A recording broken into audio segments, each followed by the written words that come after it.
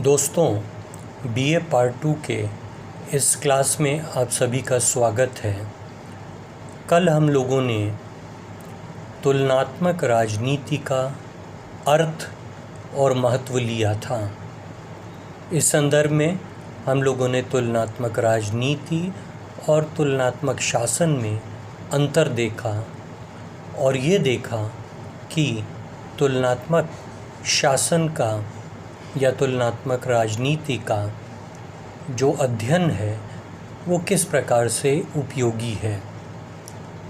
आज हम लोग तुलनात्मक राजनीति की कुछ परिभाषाओं के बारे में बात करेंगे। कुछ यूँ तो बहुत अनेकानेक परिभाषाएं दी गई हैं, परंतु कुछ दो चार जो बहुत ही नामी गिरामी पॉलिटिकल साइंटिस्ट्स हैं, कंपैरेटिव पॉलिटिक्स के एक्सपर्ट्स हैं, उन्होंने जो परिभाषा दी है उस परिभाषा को मैं आपको बताऊंगा। उसके पश्चात हम लोग जो हैं वो तुलनात्मक राजनीति की प्रकृति और उसके बाद विषय क्षेत्र के बारे में बात करेंगे। परंतु आगे बढ़ने से पहले दो तीन बातों पर मैं प्रकाश डालना चाहता हूँ। एक तो ये है कि तुलनात्मक राजनीति का जब आप अध्ययन करें तो पॉलिटिकल सिस्टम यानी कि राजनीतिक व्यवस्था शब्द को अपने दिमाग में बैठा लें। राजनीतिक व्यवस्था शब्द का बारंबार प्रयोग होगा। पूरी कंपैरेटिव पॉलिटिक्स अब स्टेट के बारे में ना बात करके राजनीतिक व्यवस्था के बारे में बात करती है। दूसरी चीज़ यह है कि दो शब्दों का प्रयोग होता है, फॉर्मल पॉलिटिकल इंस्टीट्यूशंस और informal political processes. Formal political institutions का मतलब है औपचारिक राजनीतिक संस्थाएं और इनफॉर्मल पॉलिटिकल प्रोसेसेस का मतलब है अनौपचारिक राजनीतिक प्रक्रियाएं। औपचारिक राजनीतिक संस्थाओं से मतलब है जैसे कार्यपालिका हुआ, व्यवस्थापिका हुई, न्यायपालिका हुई, प्रधानमंत्री हुए, राष्ट्रपति हुए, कैबिनेट हुआ। ये सब किसी भी राजनीतिक व्यवस्था में औपचारिक राजनीतिक संस्थाएं हैं। लेकिन कोई भी राजनीतिक व्यवस्था सिर्फ औपचारिक राजनीतिक संस्थाओं के आधार पर ही नहीं चलती है, बल्कि वो अनौपचारिक राजनीतिक प्रक्रियाओं के आधार पर भी चलती है। अनौपचारिक राजनीतिक प्रक्रियाओं से मतलब है किसी भी राजनीतिक व्यवस्था में राजनीतिक दलों की क्या राजनीति है, दबाव समूहों की क्या राजनीति है, जाति की क्या राजनीति है, धर्म की क्या राजनीति है, अन्य विशिष्ट समूहों की क्या राजनीति है। ये सारी चीज़ें और आर्थिक व्यवस्था किस प्रकार की है किसी भी राजनीतिक व्यवस्था में, ये सारी चीज़ें जो हैं उनका अध्ययन अनौपचारिक राजनीतिक प्रक्रियाओं के अंतर्गत किया जाता है। इनको अनौपचारिक इसलिए बोला जाता है क्योंकि इनको किसी भी देश के संविधान में, जो लिखित संविधान होता है, उसमें स्थान नहीं मिलता है। परंतु ये जो अनौपचारिक राजनीतिक प्रक्रियाएं हैं ये किसी भी देश की राजनीति को प्रभावित करती हैं और राजनीति को समझने के लिए, राजनीतिक वास्तविकताओं को समझने के लिए इनका अध्ययन बहुत ज़रूरी है। इसके अतिरिक्त पॉलिटिकल बिहेवियर या राजनीतिक व्यवहार पर बहुत जोर दिया जाता है। कोई भी संस्था है, कोई भी प्रक्रिया है, उसका वास्तविकता में क्या व्यवहार है, सिर्फ थ्योरी में उसके क्या प्रावधान हैं, इस बारे में नहीं बात किया जाता है, बल्कि वास्तविकता में उसका क्या प्रभाव है और वास्तविकता में उसका क्या व्यवहार है, ये एक बहुत ज़रूरी है। तो तुलनात्मक राजनीति के अध्ययन में यदि आप इन सब चीज़ों को शुरू से दिमाग में बैठा कर चलेंगे, political system, political behaviour, formal political institutions, informal political processes, तो आपको आप इसकी शब्दावली से यदि आप परिचित रहेंगे तो आपको तुलनात्मक राजनीति समझने में बहुत ही सहूलियत होगी। कुछ प्रमुख तुलनात्मक राजनीति की विशेषताएं हैं, माफ़ करिएगा, परिभाषाएं हैं तुलनात्मक राजनीति की। 3-4 प्रमुख परिभाषाएं हैं, उनको मैं आपको बताना चाहता हूँ। जैसे एम कुर्टिस, CURTIS, एम कुर्टिस ने तुलनात्मक राजनीति को इस प्रकार परिभाषित किया है। तुलनात्मक राजनीति का संबंध राजनीतिक संस्थाओं की कार्यप्रणाली और राजनीतिक व्यवहार में पाई जाने वाली महत्वपूर्ण नियमितताओं, समानताओं और अंतरों से है। इसके बाद दूसरी परिभाषा महत्वपूर्ण जो है वो एक एमिनेंट पॉलिटिकल साइंटिस्ट जीन ब्लॉन्डेल की है। जीन ब्लॉन्डेल ने कहा है, तुलनात्मक राजनीति का अर्थ समकालीन संसार में राष्ट्रीय सरकारों के वर्गों का अध्ययन करना है। इसके बाद जो तीसरा है वो RC मैक्राइडिस और रॉबर्ट वार्ड की परिभाषा है। RC मैक्राइडिस और रॉबर्ट वार्ड कहते हैं, केवल सरकार ही तुलनात्मक राजनीति के विद्यार्थियों के लिए मुख्य विषय नहीं है।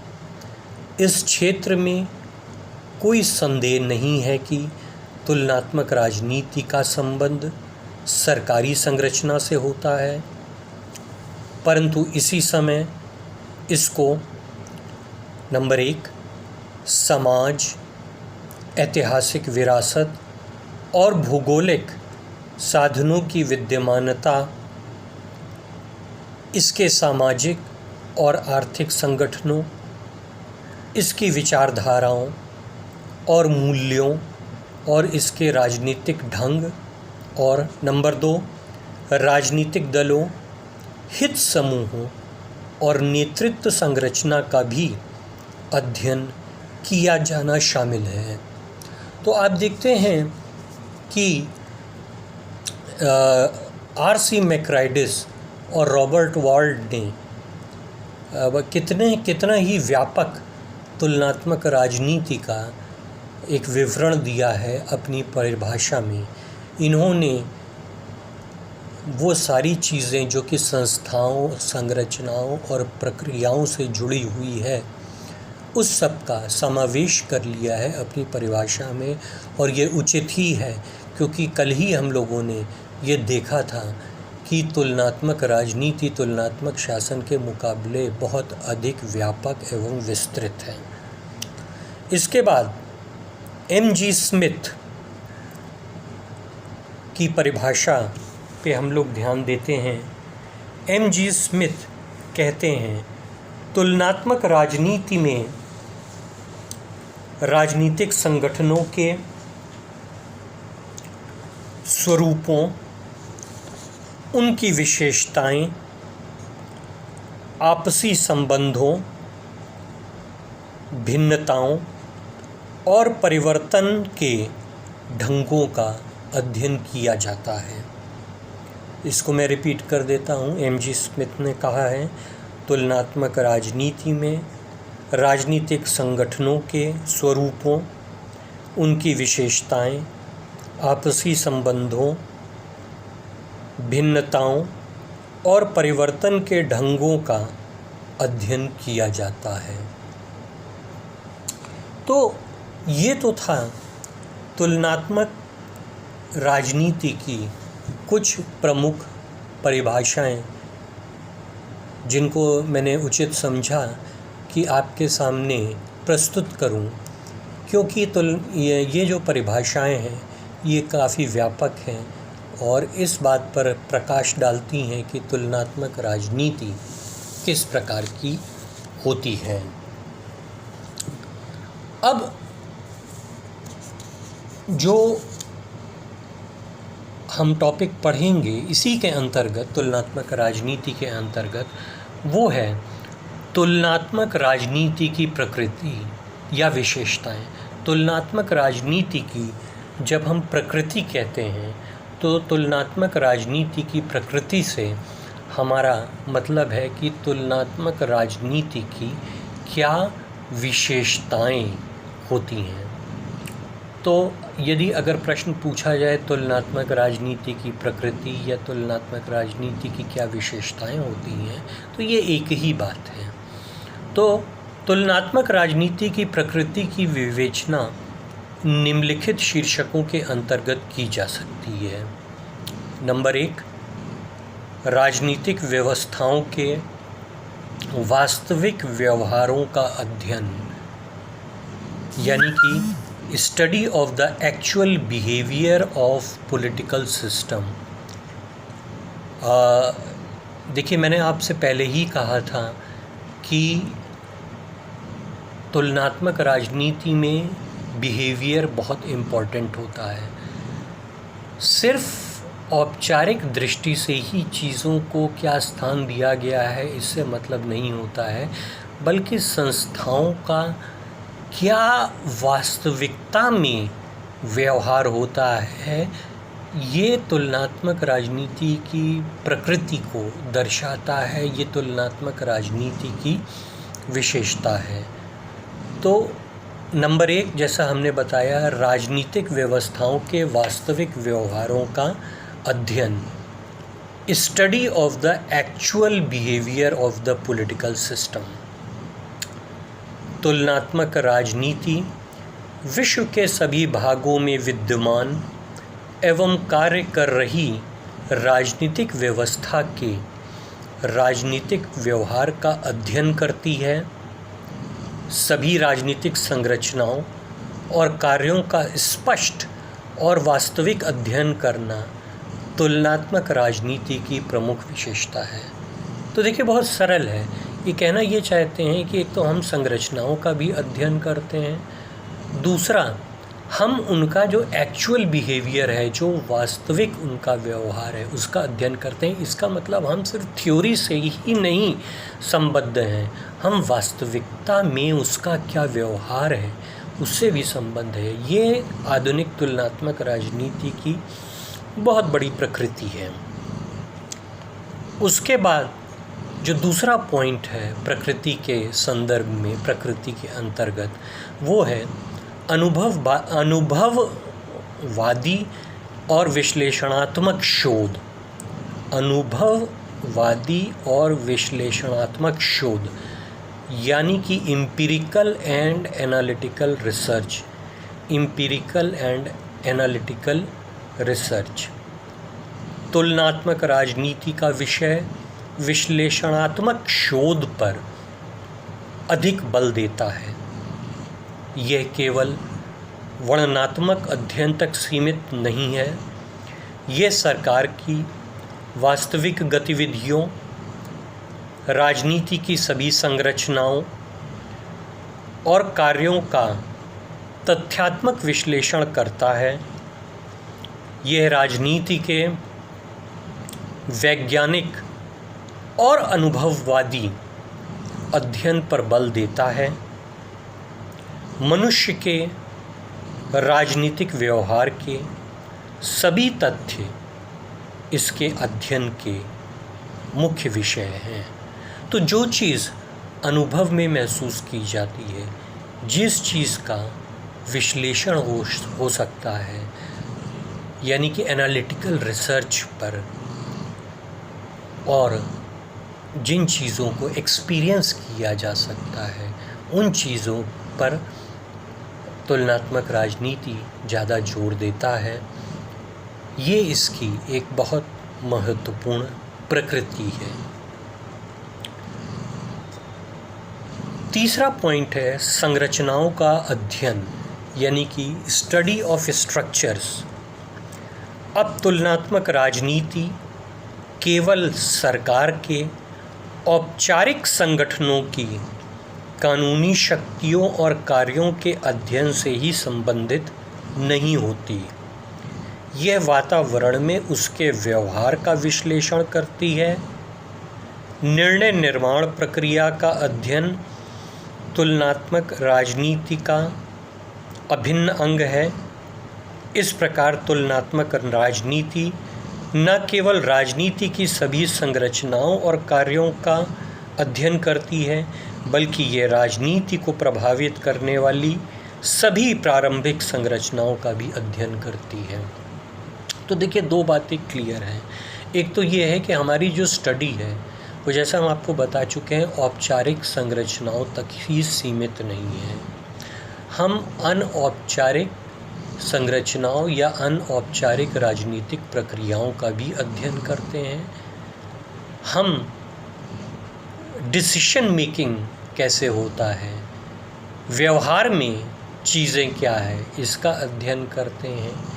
और जो निर्णय निर्माण है या डिसीशन मेकिंग है, उसके पीछे कौन सी प्रारंभिक संरचनाएं हैं, उनका भी अध्ययन करते हैं।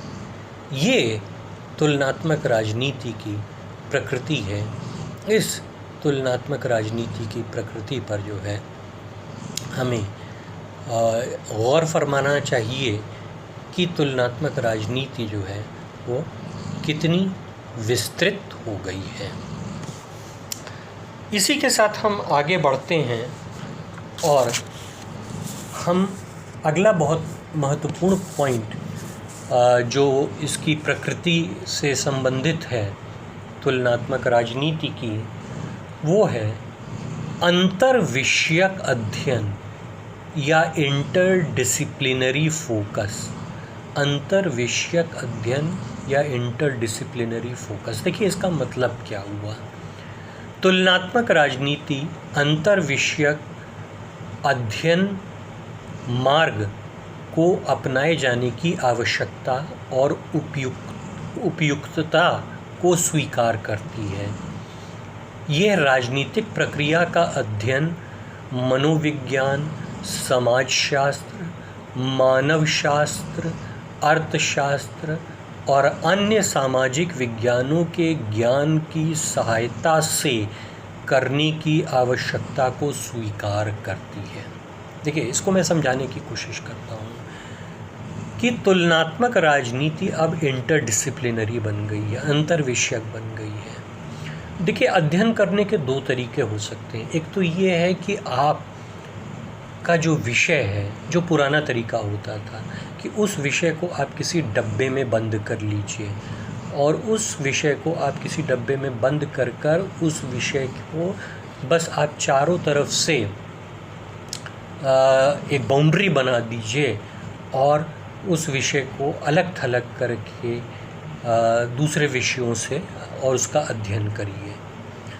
दूसरा तरीका ये हो सकता है कि उस विषय को जो आप अध्ययन कर रहे हैं, मान लीजिए आप राजनीतिक विज्ञान का अध्ययन कर रहे हैं, तो उसको और बेहतर समझने के लिए, उसकी वास्तविकताओं को और बेहतर समझने के लिए आप जो अन्य विषयों का भी सहारा लीजिए। आप देखिए कि समाजशास्त्र में किन किन प्रत्ययों या कंसेप्ट्स का अध्ययन किया गया है, उसकी क्या शब्दावली है, उसकी क्या शोध पद्धति है, अर्थशास्त्र में किस प्रकार से किया गया है, मानव विज्ञान में किस प्रकार से किया गया है, मनोविज्ञान में किस प्रकार से अध्ययन किया गया है, उनके क्या उपकरण हैं, उनके उपकरणों को आप, उनकी तकनीकों को आप उधार लीजिए और पॉलिटिकल साइंस में उसको सम्मिलित करिए और तब पॉलिटिकल साइंस का अध्ययन करिए। तब आप देखिएगा कि पॉलिटिकल साइंस जो है वो कितनी परिपक्व हो जाती है, पॉलिटिकल साइंस कितनी डेवलप कर जाती है और आज का और आपको राजनीतिक वास्तविकताओं को समझने में कितनी सहूलियत होती है। ऐसी ऐसी नई नई चीज़ें समझ में आएंगी जिन चीज़ों को अपने विषय को अलग थलग कर के पढ़ने में समझ में नहीं आता है।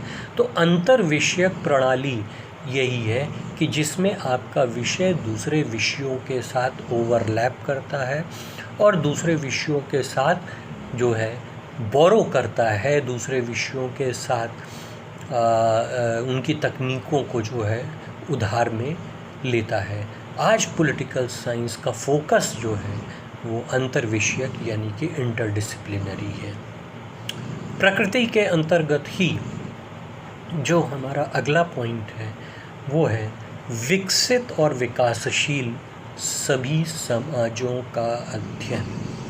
विकसित और विकासशील सभी समाजों का अध्ययन, study of both developed and developing society. वर्तमान समय में तुलनात्मक राजनीति विकसित और विकासशील समाजों दोनों का अध्ययन करती है। एशिया, अफ्रीका और लैटिन अमेरिकी देश जो हैं वो दक्षिणी अमेरिकी देशों को कहा जाता है, लैटिन अमेरिका देश। तो एशिया, अफ्रीका और लैटिन अमेरिका की राजनीतिक व्यवस्थाएं संयुक्त राज्य अमेरिका और अन्य यूरोपीय देशों की राजनीतिक व्यवस्थाओं के समान महत्व रखती हैं। आधुनिक राजनीतिक वैज्ञानिक जैसे Almond, Coleman, Sidney Verba, David Easton, Powell, Edward Shils आदि ने विकासशील समाजों के अध्ययन को काफ़ी महत्व दिया है। इसके बाद जो अगला पॉइंट है नंबर 6 प्रकृति के संदर्भ में, वो कुछ इस प्रकार से है। तुलनात्मक राजनीति में तुलना के दो आधार हैं।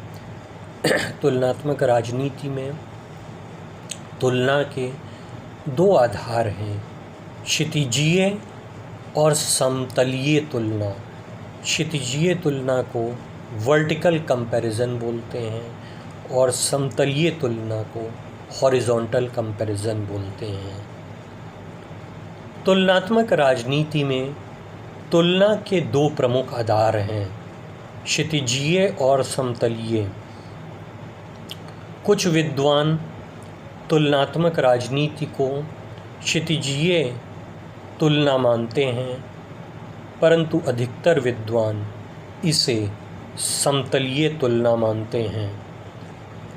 पहले मत के समर्थकों के अनुसार तुलनात्मक राजनीति में एक ही देश के विभिन्न स्तरों पर स्थापित सरकारों जैसे संयुक्त राज्य अमेरिका या भारत में संघीय सरकार, राज्य सरकार, स्थानीय सरकार के किसी भी अंग अथवा पहलू का तुलनात्मक अध्ययन किया जा सकता है।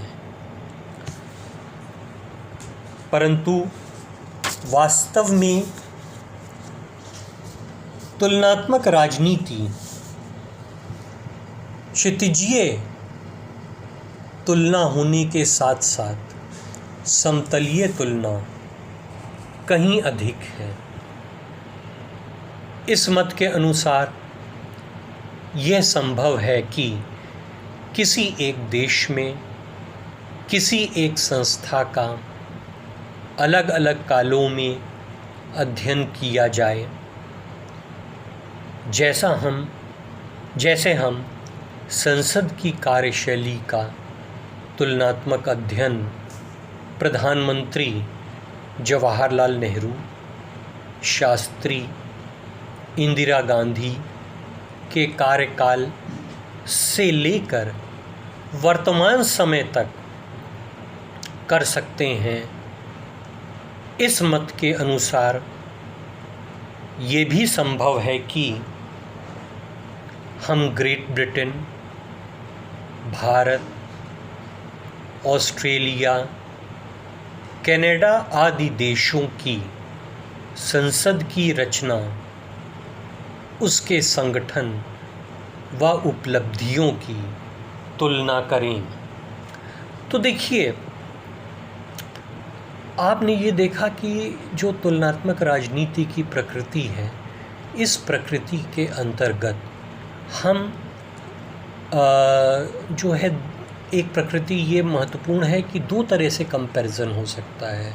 वर्टिकल और हॉरिजॉन्टल दोनों किस्म का कंपैरिजन हो सकता है, यानी कि क्षितिजीय और कंपैरिजन भी हो सकता है और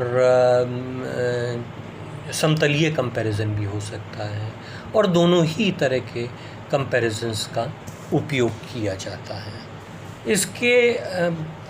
इसके बाद जो अगला पॉइंट है वो है नंबर 7 पॉइंट, जो है तुलनात्मक राजनीति की प्रकृति के संदर्भ में, वो है वैज्ञानिक सिद्धांत निर्माण एक उद्देश्य के रूप में। वैज्ञानिक सिद्धांत निर्माण एक उद्देश्य के रूप में, यानी कि scientific theory building as an objective. Scientific theory building as an objective. तुलनात्मक राजनीति का उद्देश्य केवल अलग अलग राजनीतिक प्रणालियों में पाई जाने वाली समानताओं और असमानताओं की तुलना करना ही नहीं है, बल्कि राजनीति के संबंध में सिद्धांत निर्माण करना है। आज वैज्ञानिक सिद्धांत निर्माण इसका एक उद्देश्य है। देखिए, इस पॉइंट को समझने की कोशिश करिए कि सिद्धांत निर्माण या थ्योरी, एक वैज्ञानिक सिद्धांत निर्माण या थ्योरी बिल्डिंग से मतलब क्या है। साइंटिफिक थ्योरी बिल्डिंग क्या होती है? जब आप विज्ञान का अध्ययन करते हैं तो विज्ञान में आप एक्सपेरिमेंट्स करते हैं, आप डेटा को कलेक्ट करते हैं, और डेटा को कलेक्ट करके आप उसका वर्गीकरण करते हैं और आप निष्कर्ष निकालते हैं कि जब इस चीज़ का रिएक्शन इस चीज़ के साथ होता है तब ये गैस निकलती है या ये प्रक्रिया होती है। तो आपको ये समझ में आता है कि इस चीज़ का, इस प्रोसेस को जब हम रिपीट करते हैं तो हर बार ये होता है। तो आप एक थ्योरी बनाते हैं कि इस चीज़ का रिएक्शन जब इस चीज़ के साथ होएगा तब उस तरह से वो चीज़ घटित होएगी। साइंस में इस तरह से करने की कोशिश की जाती है। अब देखिए, हमारा जो विषय है राजनीति, ये राजनीति जो है ये प्योर साइंस नहीं है, ये एक सोशल साइंस है। तो इसमें वो प्रिसिशन और वो प्रेडिक्टेबिलिटी नहीं आ सकती है जो साइंस में आती है, लेकिन फिर भी जो है अगर हम सिस्टमैटिक ढंग से इसका अध्ययन करें, वैज्ञानिक तरीके से अध्ययन करें, तो कुछ हद तक हम सिद्धांत निर्माण या थ्योरी बिल्डिंग कर सकते हैं। यानी कि आप अलग अलग राजनीतिक व्यवस्थाओं का अध्ययन करिए और अलग अलग राजनीतिक व्यवस्थाओं का अध्ययन करने के पश्चात आप उनकी समानताओं और असमानताओं का वर्गीकरण करिए और देखिए कि कहाँ पर आपको एक पैटर्न दिखाई पड़ रहा है कि कौन कौन सी जो समान राजनीतिक व्यवस्थाएं हैं जिनमें समानता पाई जाती है, उनमें कौन कौन सी घटनाएं घटित होती है, कौन कौन सी राजनीतिक व्यवस्थाएं हैं जिनमें असमानता पाई जाती है, और जब ये असमानता होती है तो कौन सी घटना घटित होती है। तो इस चीज़ को पॉलिटिक्स में, कंपैरेटिव पॉलिटिक्स में अपनाया गया है और इसीलिए आज जो पॉलिटिकल साइंस, आज जो कंपैरेटिव पॉलिटिक्स की या पॉलिटिक्स की जो प्रकृति है वो एक साइंटिफिक थ्योरी बिल्डिंग की हो गई है, वैज्ञानिक सिद्धांत निर्माण की प्रकृति हो गई है। पॉलिटिक्स को इसीलिए शायद पॉलिटिकल साइंस इसीलिए ही कहा गया है। सामाजिक विषय होने के बावजूद जो है उसको हमने पॉलिटिकल साइंस की इसीलिए संज्ञा दी गई है कि हमने साइंस के बहुत से उपकरण इसमें अप्लाई किए हैं। उस हद तक तो हम प्रिसाइज नहीं बना सकते हैं, उस हद तक तो जो है इसमें प्रेडिक्टेबिलिटी नहीं ला सकते हैं, लेकिन फिर भी काफ़ी हद तक हम इसमें वैज्ञानिकता का समावेश करके इसमें सिद्धांत निर्माण या थ्योरी बिल्डिंग कर सकते हैं। और देखिए जो अगला पॉइंट है इसकी प्रकृति से संबंधित, ये पॉइंट को मैंने पहले ही हाईलाइट किया था। 8वां पॉइंट जो है राजनीति का अध्ययन राजनीतिक व्यवस्था के रूप में, study of politics as a political system. मैंने शुरू में ही आपको बता दिया था कि study of politics as a political system बहुत महत्वपूर्ण है। तुलनात्मक राजनीति के अध्ययन करने वाले विद्वानों ने राजनीति का अध्ययन करने के लिए राजनीतिक व्यवस्था की धारणा का प्रयोग किया है, पॉलिटिकल सिस्टम की धारणा का प्रयोग किया गया है। राजनीतिक व्यवस्था की धारणा को एक विश्लेषणात्मक यंत्र के रूप में स्वीकार किया गया है, जो कि राजनीतिक वैज्ञानिकों को राजनीति का व्यापक, यथार्थवादी और अनुभववादी अध्ययन करने योग्य बनाता है। तो आज जो एक एनालिसिस की, विश्लेषण की यूनिट हो गई है कंपैरेटिव पॉलिटिक्स में, वो स्टेट नहीं है, वो एक पॉलिटिकल सिस्टम है। जब हम स्टेट की बात करते हैं तो हम एक किसी बस ख़ास स्टेट की बात करते हैं। स्टेट शब्द जो है वो वेस्टर्न स्टेट्स या वेस्टर्न सोसाइटीज़ की तरफ इंगित करता है, जबकि पॉलिटिकल सिस्टम जो है हर किस्म के स्टेट को शामिल करता है, चाहे वो वेस्टर्न सोसाइटीज़ हों और चाहे नॉन वेस्टर्न सोसाइटीज़ हों। इन सभी विशेषताओं सहित तुलनात्मक राजनीति का एक नया विज्ञान ही है। यह एक व्यापक, यथार्थवादी और स्पष्टता भरपूर अध्ययन है, जो कि संसार की सभी क्षेत्रों में विद्यमान राजनीतिक प्रक्रियाओं के विश्लेषण के रूप में विकसित हो रहा है। आज तुलनात्मक राजनीति का स्वरूप बिल्कुल बदल चुका है, इसका क्षेत्र विशाल हो चुका है और इसके अध्ययन के ढंग वैज्ञानिक हो चुके हैं। तो देखिए, हम लोगों ने आज तुलनात्मक राजनीति की प्रकृति के बारे में बात की। इसमें जो नोट करने वाली बातें हैं वो ये हैं कि हमको पता होना चाहिए कि ये सिर्फ जो है फॉर्मल पॉलिटिकल इंस्टीट्यूशंस का अध्ययन नहीं है, ये इनफॉर्मल पॉलिटिकल प्रोसेसेस या अनौपचारिक राजनीतिक क्रियाएं या संरचनाओं का भी अध्ययन है।